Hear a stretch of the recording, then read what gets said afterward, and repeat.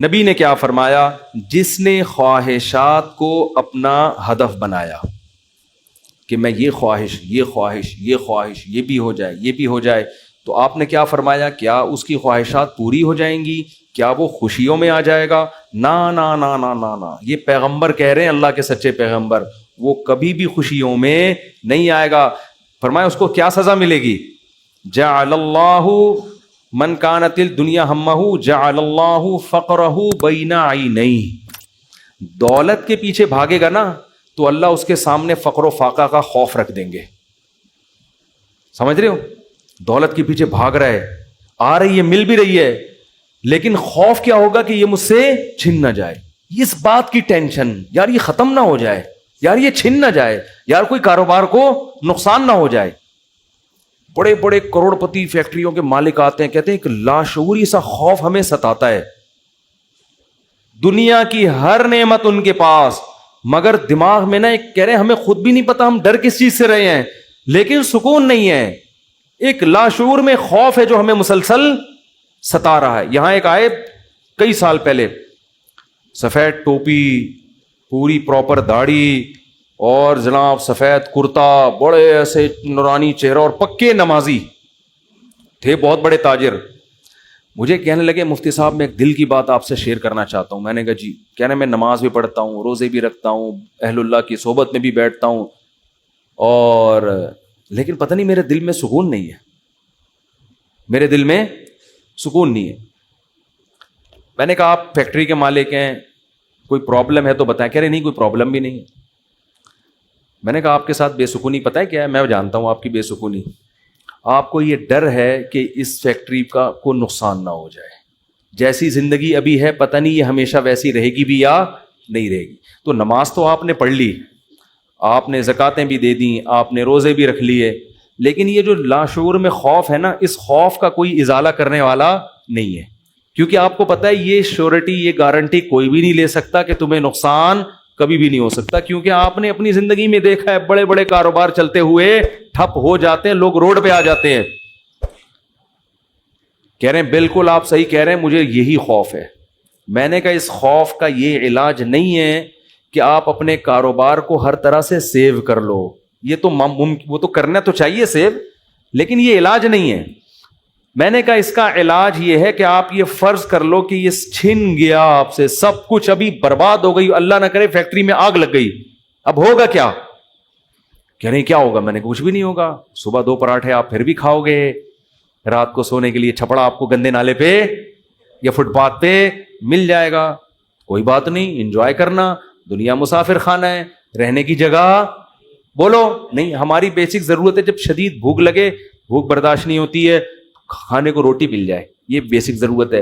نیند آئے تو سونے کے لیے جگہ مل جائے۔ یہ نیند ایسی عجیب چیز ہے، آپ اگر نہیں سونا، ایک وقت آتا ہے کہ آپ بچو گے بھی نا تو کانٹوں پہ بھی نیند آ جائے گی آپ کو۔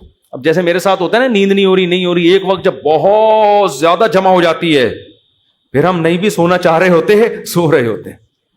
میں ایک دفعہ سفر میں آ رہا تھا، بڑا لمبا بس کا سفر تھا، سونے کا ٹائم ہی نہیں ملا، تو جب ہم سکھر تک پہنچے نا، تو پرانی بات ہے 20-25 سال پرانی، تو میں ایسا سویا ہوں، کبھی اس کے اوپر جا کے دھڑام سے گر رہا ہوں، وہ اٹھا رہا ہے بھائی کیا کر رہے ہیں مولوی صاحب، پھر جب ادھر کو کر دو دھڑام سے اس کے اوپر گرا، وہ کہہ رہا ہے مولوی صاحب تمیز سے بیٹھو یار، پھر ادھر میں جاگنے کی کوشش کر رہا ہوں، لیکن یہ اللہ کی رحمت ہے کہ جو چیز ضروری تھی وہ اللہ نے آپ کے اوپر مسلط کر دی۔ تو میں نے کہا نیند کا بھی کوئی ٹینشن لینے کی ضرورت نہیں ہے، سونے کی کہیں بھی جگہ نہ ہوئی نا آپ کو، اور جب گہری نیند آتی ہے نا، انسان پہ مسلط ہوتی ہے، بے شک نرم گدا نہ بھی ہو، سونے کا مزہ خاندانی آتا ہے۔ آدمی کہتا ہے کہیں سر ٹکانے کی، کوئی بندے سے کہتا ہے تو خالی ہاتھ یوں رکھ کے کھڑا ہو جا تھوڑی دیر کے لیے، کہیں سر ٹکانے کی ذرا سی جگہ مل جائے، ایسا مزہ آتا ہے سونے میں۔ وہ جو سبزی والا جو میرے پیسے لے کے بھاگا تھا نا، وہ ٹھیلے پہ سوتا تھا رات کو، وہ رات کو ٹھیلے پہ سوتا تھا، اس کو سکون تھا نا، اس کی سکون نہیں تھا اصل میں، وہ تھک اتنا جاتا تھا نا فراڈ کر کر کے ادھر سے پیسے، تو رات کو آ کے اب اس کو جگہ نہیں ملی، تو میں نے کئی دفعہ دیکھا ٹھیلے پہ سو رہا ہے وہ۔ مزدور لوگوں کو دیکھ لو نا آپ، جہاں جگہ ملے سو جاتے ہیں وہ۔ تو میں نے ان سے کہا کہ ٹینشن لینے کا نہیں ہے، آپ کی بیسک ضرورت نیند ہے، وہ آ جائے گی, کہیں بھی آ جائے گی, بیٹھے بیٹھے سو جاؤ گے.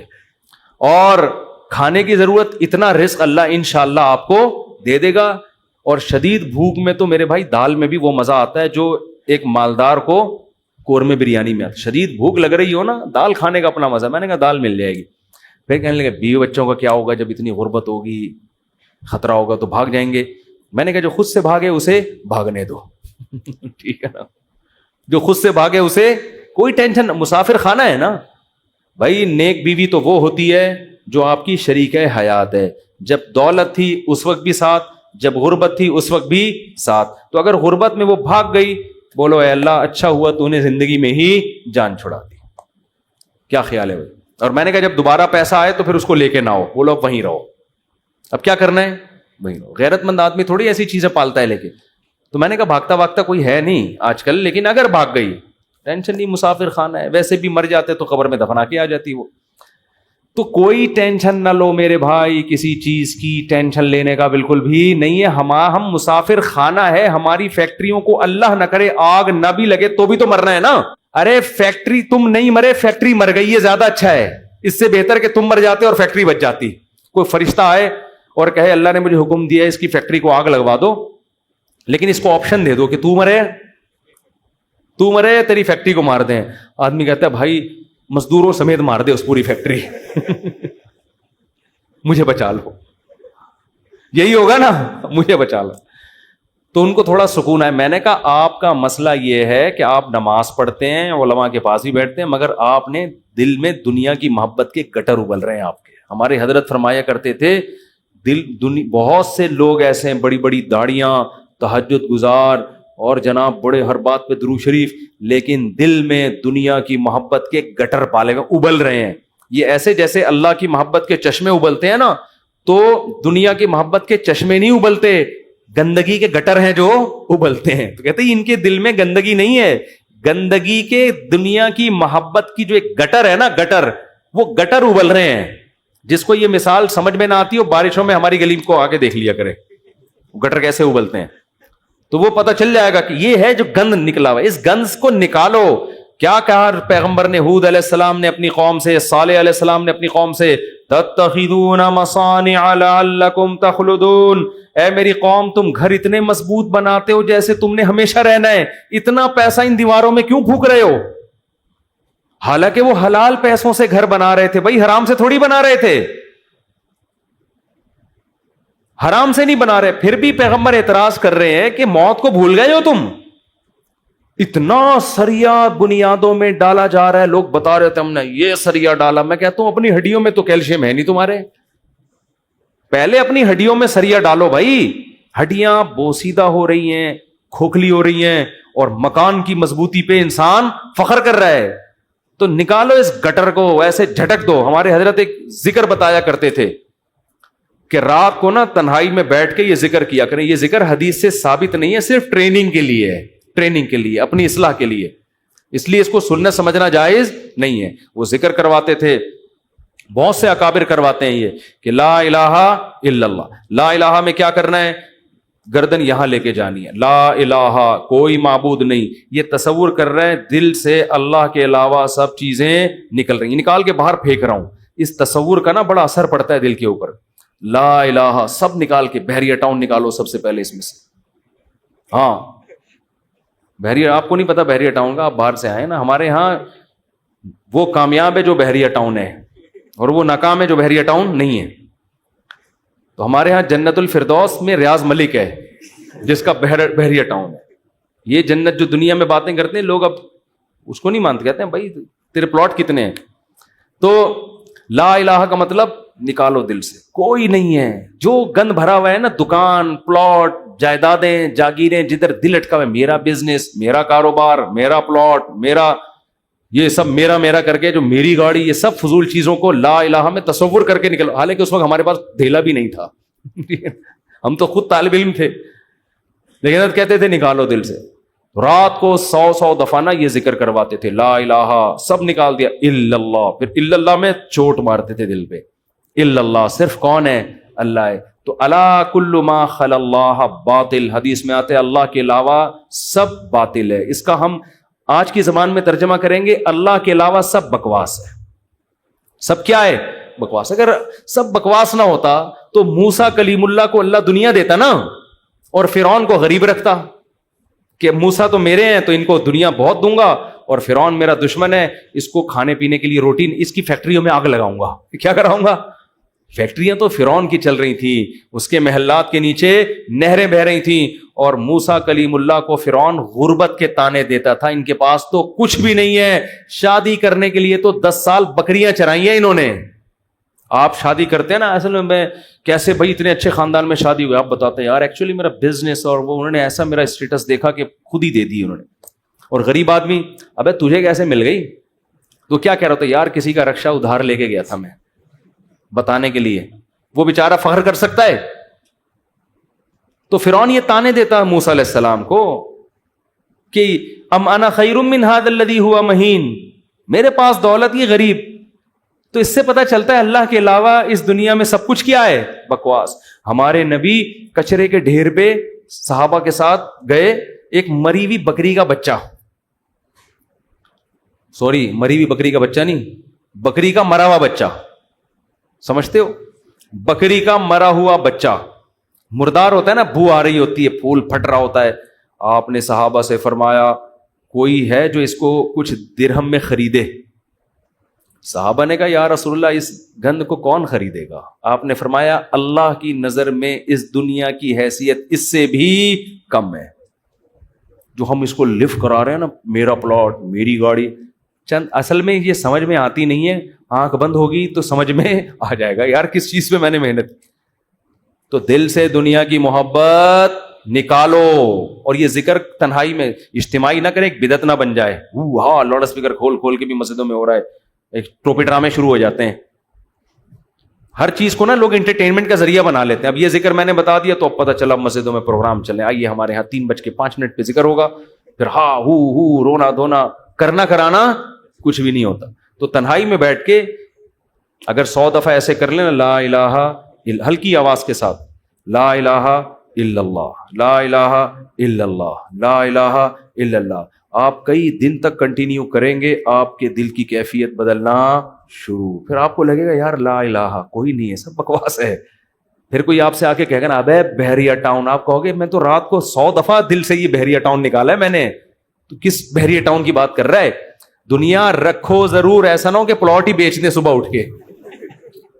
3 پلاٹ تھے بحریہ ٹاؤن میں بچوں کے لیے رکھے ہوئے تھے, لا الہ الا بحریہ ٹاؤن نکال کے صبح کا اٹھا کے دے دو کسی کو بس. تو اتنا کریں جتنا افورڈ کر سکتے ہیں. یہ تو ہمارے نبی نے تو رکھا ہی نہیں نا, لیکن ہمیں حکم ہے, ہم کمزور لوگ ہیں, رکھ لو. اگر اللہ نے وسائل دیے, دل نہ لگاؤ. دل لگانے کا کیا مطلب ہے؟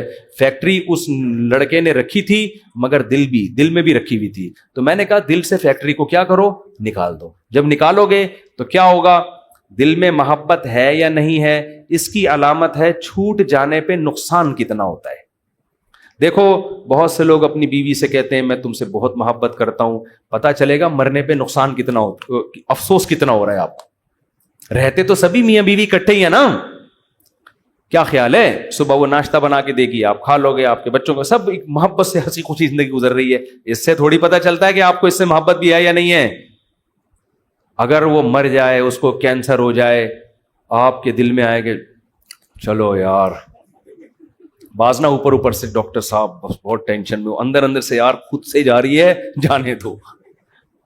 جیسے ایک 2 نمبر مولوی صاحب تھے بدعتی, وہ تقریر کرتے تھے چوری حرام چوری حرام چوری حرام. ایک دن ان کے گھر میں کھانا نہیں, تو ان کی بیوی نے کہا کیا کروں بھائی؟ انہوں نے کہا پڑوسیوں کی مرغی چوری کر لو. تو انہوں نے کہا بھائی پڑوسیوں کے آپ تو خود چوری کے خلاف بیان کرتے ہیں. اس نے کہا بھائی ہم شوربے سے لگا کے کھا لیں گے, بوٹیاں چوری کی تو بوٹیاں ہوں گی نا, بوٹیاں نہیں کھائیں گے ہم. اب ان کی بیگم نے سالن پکایا اور دیگچی کو انڈیلنے لگی تاکہ شوربہ آئے, اور بوٹیوں کو چمچ سے پیچھے کرنے لگی. تو یہ کہتے ہیں بھائی جو خود سے آئے آنے دو. چوری تو وہ ہے نا ہم کھا رہے ہیں, ہم تھوڑی کھا رہے ہیں, خود ہی آ رہی, کشش ثقل گریوٹی کی وجہ سے آ رہی ہے یہ سبھی. تو بعض لوگ بیوی سے اتنے بیزار ہوتے ہیں, علاج بھی کر رہے ہیں ایک ذمہ داری سمجھ کے, لیکن دل میں یہ ہوتا ہے اگر خود سے مر رہی ہے نا تو اللہ تو سمجھتا تو ہے نا میں کیا کہنا چاہتا ہوں. تو ساتھ رکھنا، اس سے نہیں پتا چلتا کہ آپ کو اس سے محبت ہے یا نہیں ہے. لوگ رہ لیتے ہیں، پیسہ بھی رکھ لیتے ہیں، محبت کا اس سے پتا چلتا ہے چھوٹ جانے پہ غم کتنا ہوتا ہے. گاڑی رکھیں، بنگلہ رکھیں، چھوٹ جانے کے لیے تیار رہیں، چھوٹ گئی تو کوئی مسئلہ نہیں ہے یار. تو میں نے ان صاحب کو کہا کہ یہ فیکٹری میں ابھی سے فرض کر لو آگ لگ گئی ہے اور سب برباد ہو گیا، اب آپ دھوتی بنیان میں گھوم رہے ہو ٹھیک ہے نا، تو کیا ہوگا؟ بس میں نے کہا وہ ابھی سے فرض کر لو. تو کہنے لگا یار بڑا سکون ملا ہے. تو میں نے کہا یہ سکون آپ کا پھر ختم ہو جائے گا، پھر فیکٹری تو نکالو اس کو دل سے. اور دل سے دنیا نکالنے کا ایک بہت بہترین طریقہ ہے صدقہ کیا کرو. جب روکڑا خرچ کرتا ہے نا دل کھنچتا ہے. ہم جو صدقہ کرتے ہیں نا اس میں ٹینشن نہیں ہوتی ہمیں. اتنا کرو جس سے تھوڑی سی تکلیف ہو کہ کیا کر دیا یار، کیا کر رہا ہوں. حدیث میں آتا ہے بہترین صدقہ وہ ہے کہ جب تم کرو تو تمہیں ڈر ہو کہ غریب نہ ہو جاؤں. تأمل الغنا وتخشى الفقر، اور نہ کرنے میں امید ہو کہ بڑا پیسہ بنا لوں گا. اس کنڈیشن میں جب کرو گے نا تو یہ سب سے بہترین صدقہ ہے.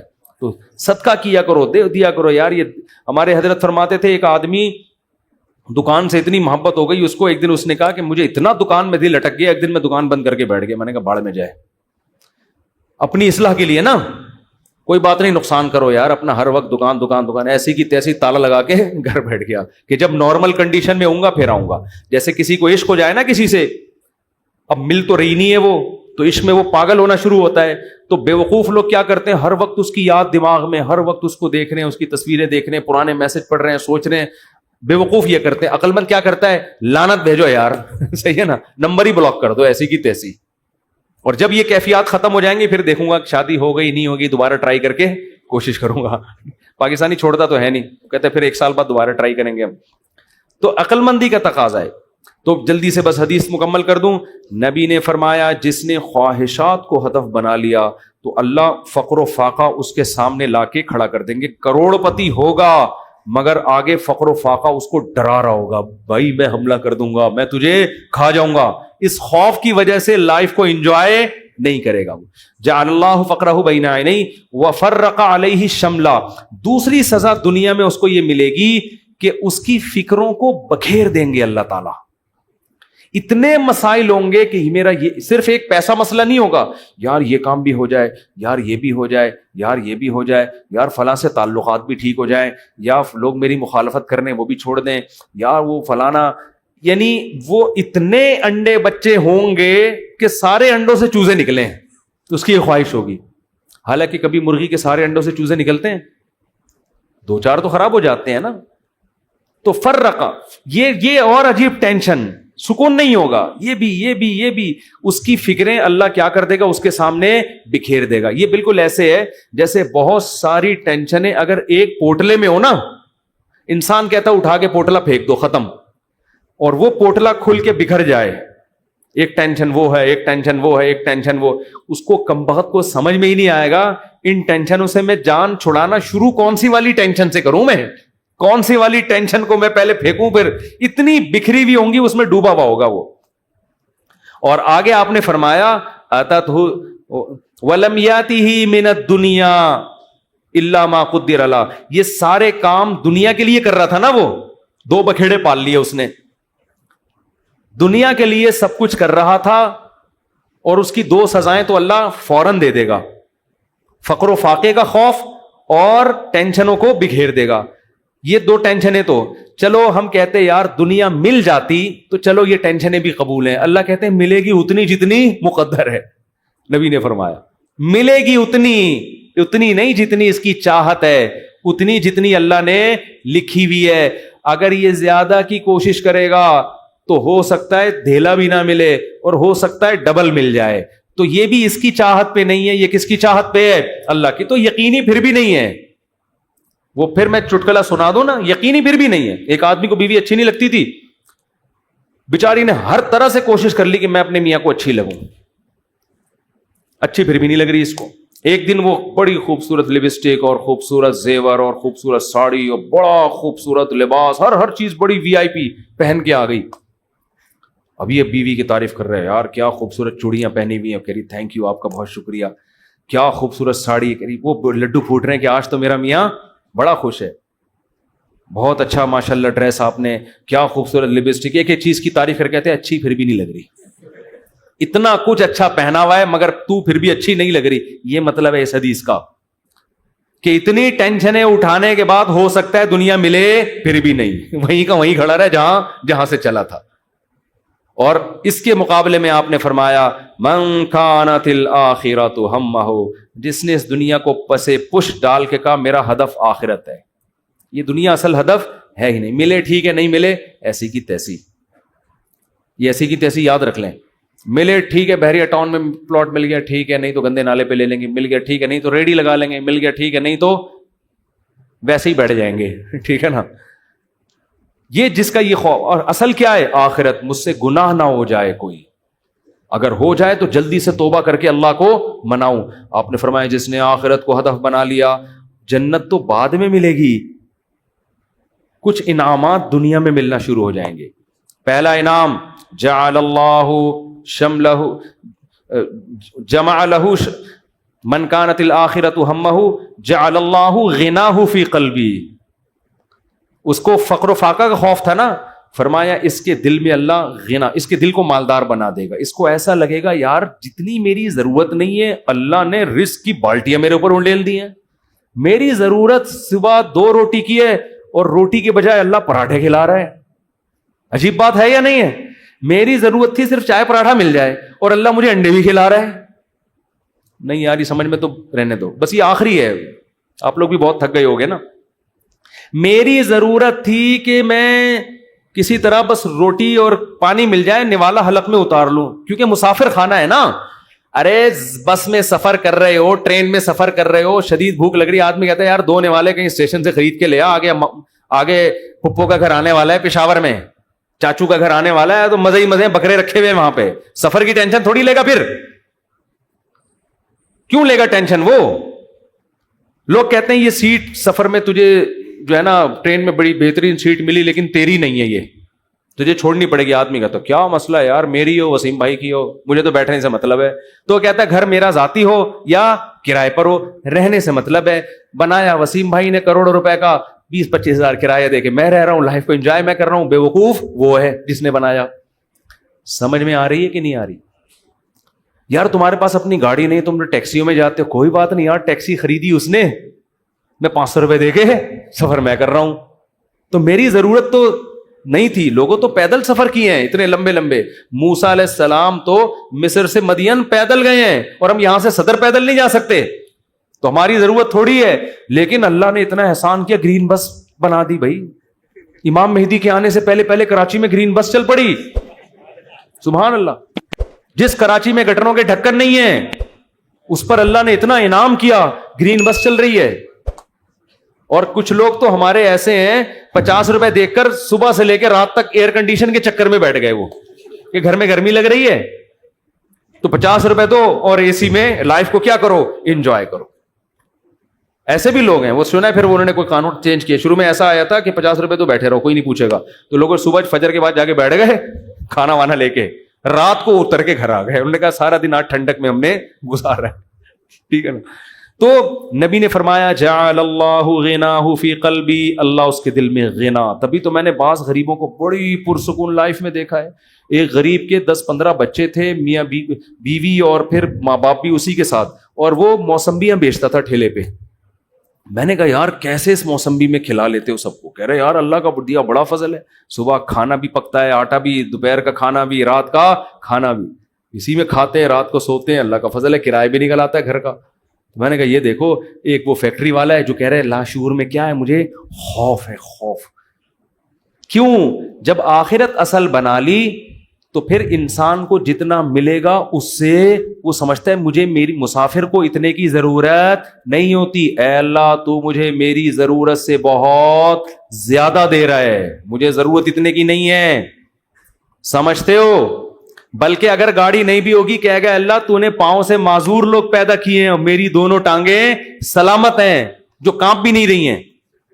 بعض لوگوں کی ٹانگیں کانپ رہی ہیں نا, تو میری دونوں ٹانگیں سلامت ہیں, یہ بڑی فضیلت کی بات ہے. تو ہر چیز پہ کیا رہے گا وہ خوش.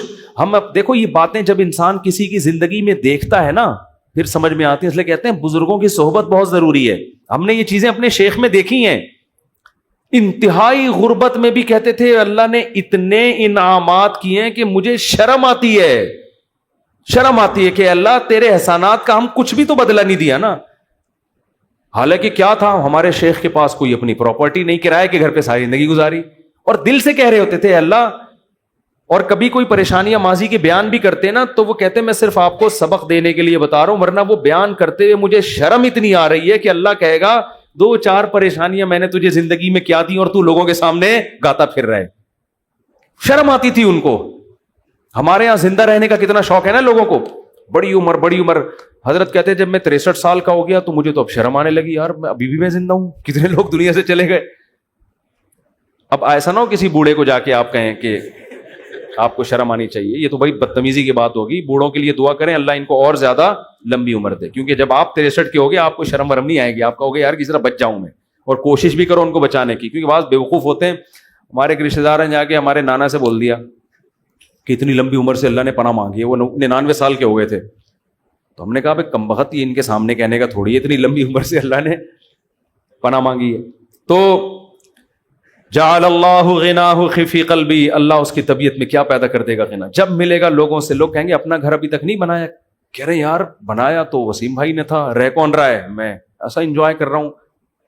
نل کے توڑو, دیواروں کو نیلا پیلا کرو, کرایہ دار جو واٹ لگاتے ہیں, بچوں نے وائٹ بورڈ بنایا ہوتا دیواروں کو, کیلیں ٹھوکو اس میں ایسی کی تیسی کر کے, جب زیادہ غصہ آئے وہ نکال دے تو نکل کے دوسرا لے لو, کرائے پہ تو ہر جگہ گھر مل جاتے ہیں. تو وہ خوش رہے گا, خوش.